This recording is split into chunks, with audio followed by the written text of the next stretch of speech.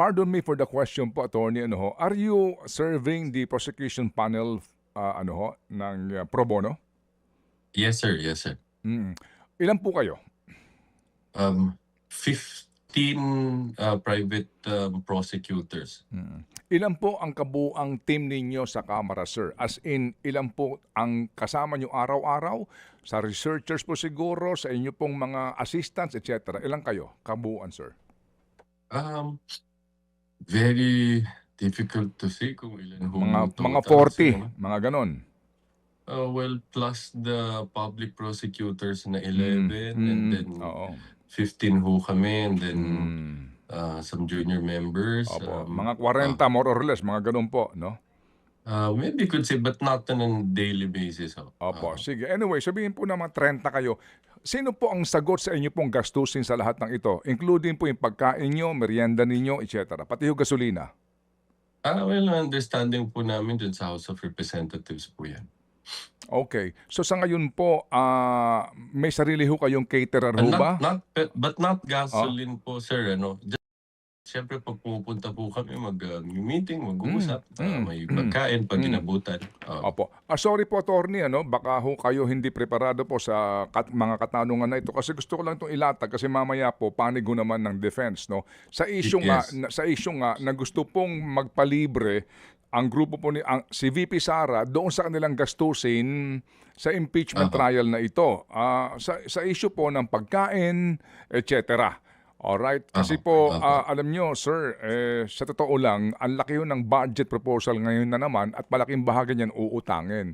Hindi ho ba? Sa pag pinag-uusapan natin yung gastos po sa prosesong ito, siguro po dapat din natin ma-consider. Kasi nga, ang tagal pa ho bago matapos nito eh. Kayo po, sino pong gumagasta sa lahat po ng mga pangangailangan ninyo, including meals? Our understanding, it's the House of Representatives po, no? But to be clear, it's just the meals, but there's no like gasoline allowance or something like that. So, yan lang naman po kasi yun, no? Pag abutan tayo ng lunch dyan, or minsan pag natapos ng gabi na, dinner na, Opo, yes sir, yes sir. yan lang po. Yes, sir. Kasi sa mahal na ngayon ng gasolina, kayo ba'y kanya-kanya ng auto, may shuttle po kayo?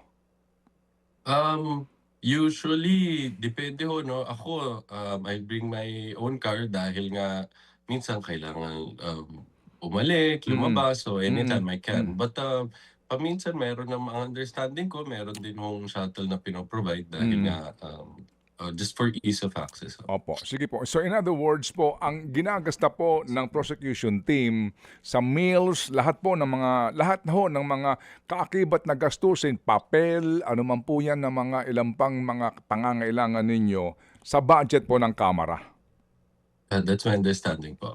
Mga kapatid, patuloy po kayong tumutok sa 105.9 True FM para sa totoong balita, impormasyon, music and entertainment. Mag-subscribe sa aming YouTube channel at podcast at sundan nyo kami sa Facebook, Instagram, X at TikTok sa True Network PH. Bisitahin din po ang aming official website, truefm.ph. At panoorin din kami sa True TV Signal, Channel 19. Kami po ang 105.9 True FM. Laging true sa'yo, kapatid.